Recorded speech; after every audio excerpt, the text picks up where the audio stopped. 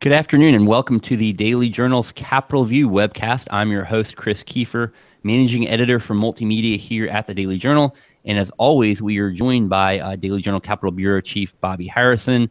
Today is a big day. We've been talking, I guess, for months as we've come to you every Monday at djournal.com. I guess we're Tuesday this week because of holidays, but we've been talking about the 2018 legislative session and kind of looking ahead and what some of the big issues are. And today, I guess, is like Major League Baseball opening day. The session begins, and I guess everybody's undefeated, and it's filled with lots of hope. Huh, Bobby?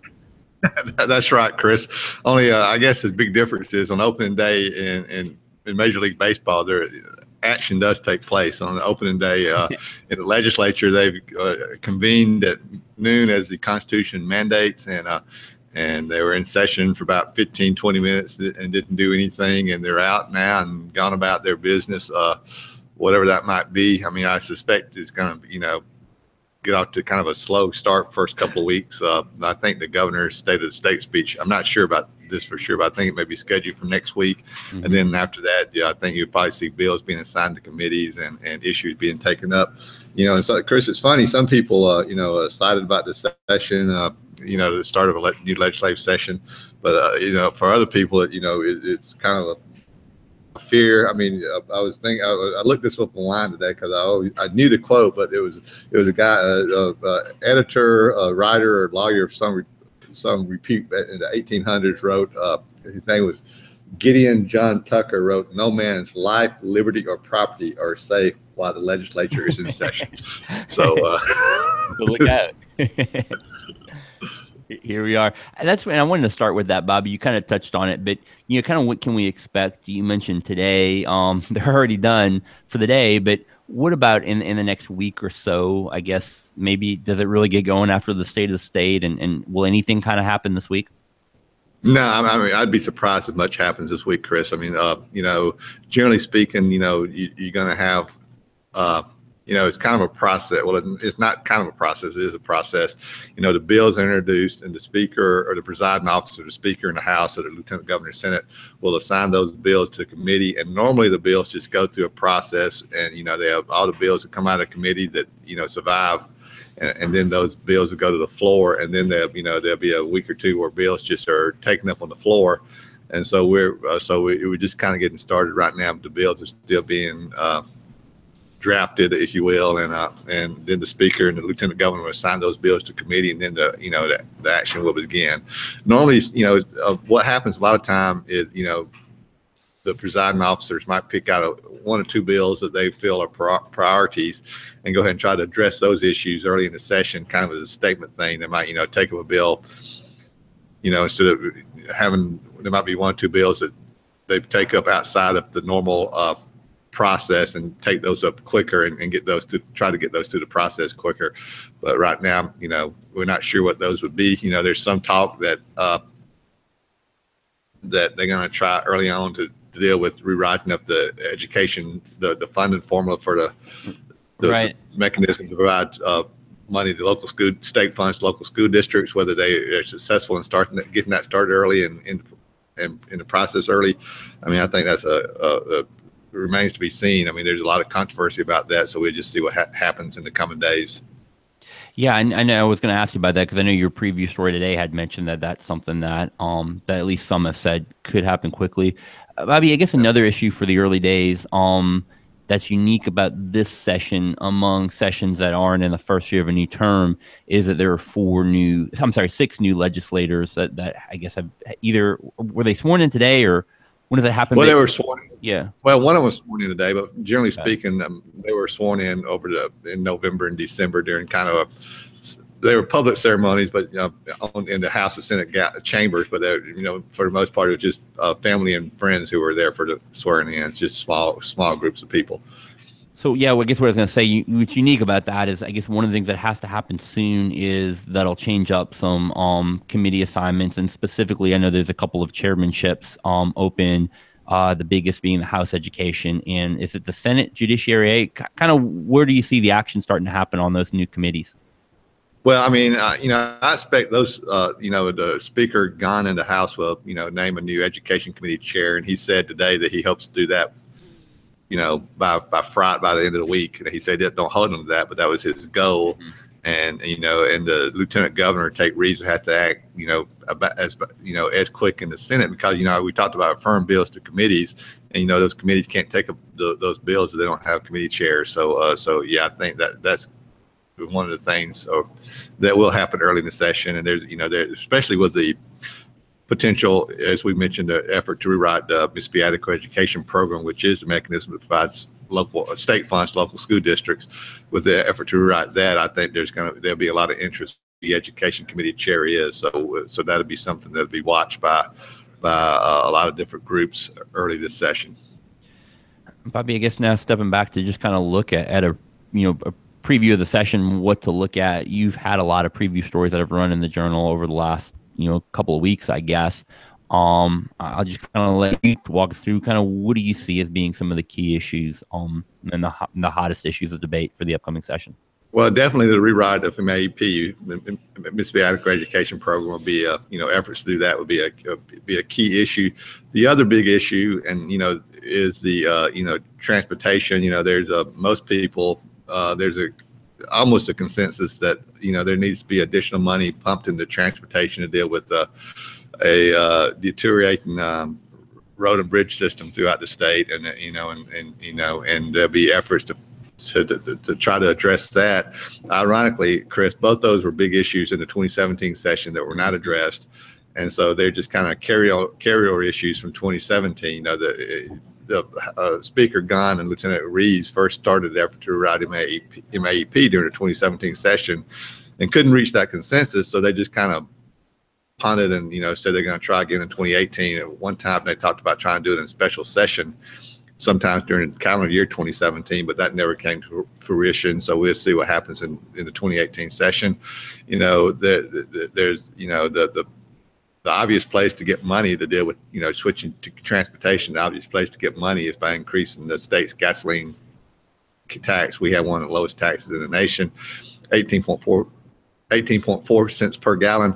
But there doesn't seem to be any interest from the legislative leadership to increase that tax. So where they're going to get the money to do that, that's going to be a big issue during the 2018 session, whether they can actually find additional money or whether they just punt that down the road again. There's others. Of course, there's always the budget. Monies. State revenue collections have been sluggish. So there's been a lot of budget cuts over the past couple of years. There's a real likelihood there'll be more cuts this year because of the sluggish revenue collection. So that'll be a big issue.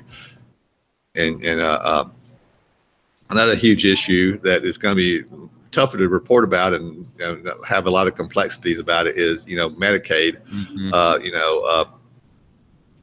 This is a year where the legislature has to reauthorize the division of Medicaid. They do that there's several agencies where they'll have a provision where they'll sunset, they call it, and during a year, and so that is used as a mechanism for the legislature to provide additional oversight and see if there's any changes to be made in the agency. And Medicaid is one of the biggest agencies and one of the most difficult to deal with, and it just so happens that they don't reauthorize it by July 1st.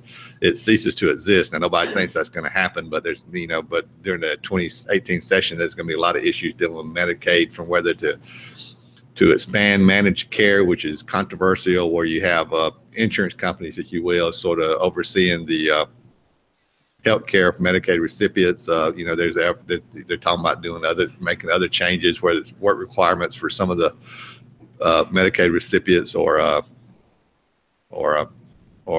changing the folks who do check the eligibility verification of Medicaid recipients, change that from the Division of Medicaid to the Department of Human Services. That's another controversial thing, and all those things are going to be addressed with the Medicaid director, who has been the executive director throughout Phil Bryant's term as governor, starting back in, when was that, 2012. David Jellick, he resigned. He resigned in December. So right now the governor's appointed an acting director, Drew Snyder, who has been a policy analyst on his staff for some time, as the acting director or interim director of Medicaid. So those are going to be big issues during the, Medicaid, probably, Medicaid. The speaker said today that as far as he was concerned, Medicaid, transportation, and the education funding formula rewrite were the big issues during the 2018 session. And he's probably right, along with the budget will be another big issue. And, there's other side issues, there's going to be efforts to enact a lottery. We'll see how far that goes, and several issues like that. Yeah, and what may be unique, Bobby, and correct me if I'm wrong on this, but with those big issues, I mean, there are always big issues going into the legislature, and a lot of times, and maybe the example I'm thinking of right now is when, Mississippi was looking at putting in charter schools, and, that was kind of a big issue that kind of overshadowed things going in, but it was more of a debate of either they're going to pass it or they're not. What seems to me unique about all of those is beyond just question of whether or not they'll do it, there's a lot of questions of what they'll look like. Say the education funding formula, transportation, as you said, everyone seems to think that there's needs for more money. No one seems to know where the money's going to come from. Do those kind of things, the number of unanswered questions going in, is that higher than normal? Do you think that'll make for either more interesting debates or more difficulty in getting things done? Yeah, I do. If you recall, Chris, I think it took a couple of years to pass charter schools. Yeah, right. With that, it took longer than that. They were talking about it for years, but the real concerted effort that started with, when Tate Reeves became lieutenant governor and Philip Gunn became speaker in 2012. I think that concerted effort took a couple of years to get through, but it just seems, with transportation, for instance, I think, there may be something done this year, but there's nobody, the MEC, the Mississippi Economic Council, proposed a bill, a plan to provide an additional $375 million per year for transportation. There's nobody who anticipates anything of that level being passed during the 2018 session, because that would take a significant increase in the gasoline tax or some other significant increase in some type of tax or the levy, and nobody thinks that's going to happen in 2018. The issue about rewriting the MAEP, the legislature's leadership been working behind the scenes to try to garner support for that, but there's been no discussions in public of that. So it's really hard to see where that is. And last year they couldn't get the votes. I don't know if things are different this year. There's talk about, putting more money into the pot for education that would, as a sort of an incentive for members to vote to change the formula. The members could come home and say, by rewriting the formula, my school district's going to get more money. That would provide more incentive for a member of the legislature to vote to change the formula. But that gets back to the issue of the budget, and not being a lot of free money out there to send toward an effort to rewrite the MAEP. So I think there's a lot of uncertainty this year. I think most people felt that there was going to be something done with charter schools, for instance. I think, but it's on the transportation and the MAEP rewrite for sure. There seems to be a lot more doubt. Those issues are just kind of lingering out there, and they could be still lingering after the 2018 session. Yeah, and another thing that will make, I guess, those issues and any issues difficult, as you've also written about, that will probably make this a difficult session, is the budget, the continuing, I guess, decline or sluggishness, I should say, of state revenue collections. And I think, as you wrote the other day, they're looking at probably or at least potentially a third consecutive year of a lower budget than the year before. Yeah, and those are big deals because the legislative leadership saying they say we right-size government, and maybe to a certain extent they are, but they're, by the same token, they're passing programs that that require more state spending while cutting state spending at the same time. Going back several years, the legislature, and Speaker Gunn and Lieutenant Governor Reeves' first term, they passed a significant teacher pay raise. Now, when you do that and you cut in education at the same time, it kind of makes it difficult for the local school districts, because they have to pay for that pay raise, which theoretically comes from state money, but they can say they're putting state money for a pay raise, but at the same time making cuts in other areas. The price of electricity, the price of price of gasoline might have gone down since then, but in general, the prices of most utilities and the things it takes to operate an agency or a company or a school district, they go up in cost, not down. So when you make cuts, it has a real impact on. There's been several layoffs of state employees. There's been programs cut. And we just have to see how far that goes with the potential for additional cuts in 2018. One other thing, Bobby, from today's, I guess, brief session that I wanted to kind of ask you about, because I saw you had tweeted about it. Of course, we talked about last year, Representative Steve Holland, and who, in fact, we saw a little bit before he came on air, but made a impassioned speech, talked about his retirement from the legislature at the end of the current session. As we've talked before, he has kind of said that he's not planning on retiring anymore, but it looked like maybe a moment of humor from him in the brief session that was there today.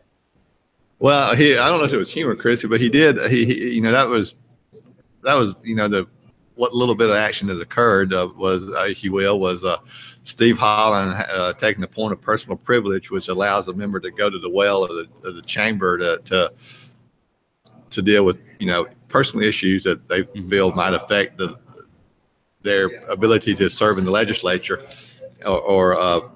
and he took a point of personal privilege to say that last year when he took a point of personal privilege to say he was suffering from dementia and did not plan to seek another term in the 2019 elections, that might have been premature. He says that he does not believe he's suffering from dementia anymore, that whether it was a intervention from God or misdiagnosis, or the fact that he did suffer some life-threatening illnesses in 2014 and 2015 that might have affected his short-term memory for a while. He says his memory is good now. He's not saying he's seeking another term, but he's not ruling out the possibility of another term now. So he did take a point of personal privilege this morning or this afternoon to say that. He said that to his fellow members for the first time. But it's similar to what he said at a banquet in during, I think, in October, that he said then that he did not believe he was suffering from dementia anymore, and that he was not ruling out running for another term. So Holland, there's always you don't know what's around the bend or what's around the curve. He's full of surprises. So we'll just have to see where life takes him. Yeah, the line you had on Twitter, and that's where I didn't know if it was said with humor, but he called it Mississippi Rising. So I just yeah.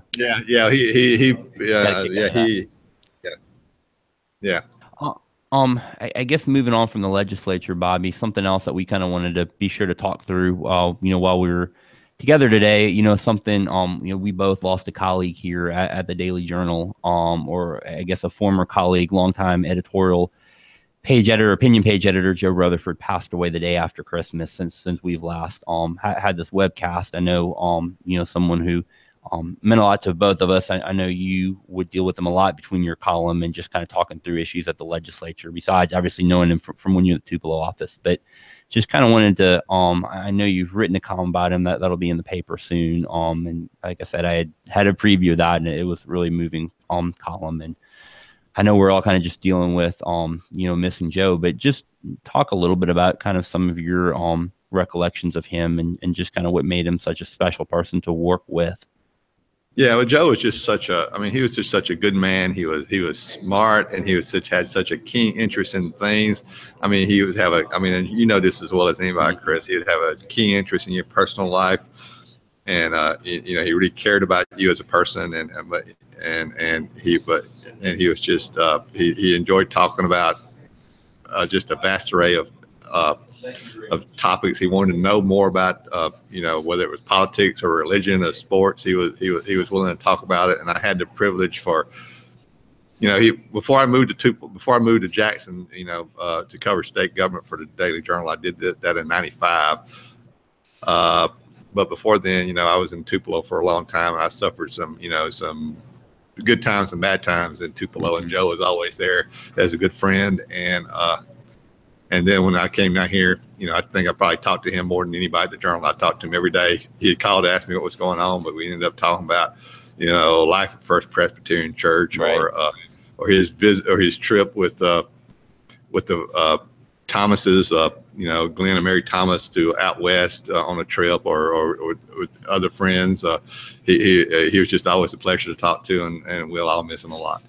Yeah, he was our, at least, toward the end of his career here. And again, he retired about a year ago, but he was always our institutional knowledge also, and our historian. And I know in my time, similarly on the education beat, would always be talking to him, just to understand how things happened and how they all got to where they are now. And as you said, beyond that, there was somebody in Tupelo, you say, hey, Joe, what about, you were writing a story on somebody and say, what about, so-and-so, he'd know something about him, or he'd know somebody who didn't know something about him.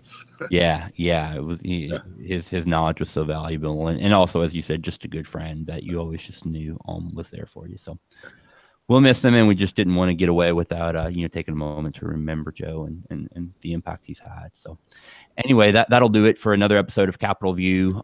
We remind you can catch us each Monday at 2 o'clock at djournal.com. We'll be live there. We'll also have a replay of it available at the same spot at djournal.com, as well as on our Facebook page. So check us out. Now that the 2018 legislature is in session, there will be plenty to talk about, and we'll bring it to you with Bobby Harrison over the next few weeks. Thanks again, everybody, and have a great day and a Happy New Year.